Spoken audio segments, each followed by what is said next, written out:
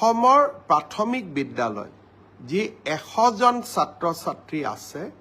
সেই স্কুলবিলাকত প্ৰধান শিক্ষকৰ পদ আমি সৃষ্টি কৰিছিলোঁ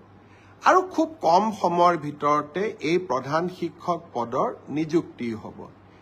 এইবাৰ আমি চিন্তা কৰিছোঁ যে 50জন থকা প্ৰাথমিক বিদ্যালয়সমূহতো 50জন ছাত্ৰ ছাত্ৰী থকা প্ৰাথমিক বিদ্যালয়সমূহতো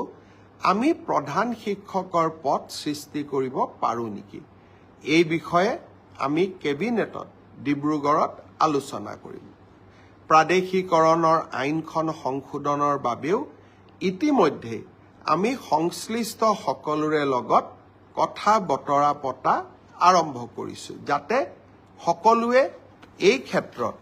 যিমান দূৰ পাৰোঁ 2006 চনৰ আগত স্থাপন হোৱা শিক্ষানুষ্ঠানসমূহক আমি যিমান পাৰোঁ আমি যাতে ন্যায় দিবৰ কাৰণে আমি চেষ্টা কৰিব পাৰোঁ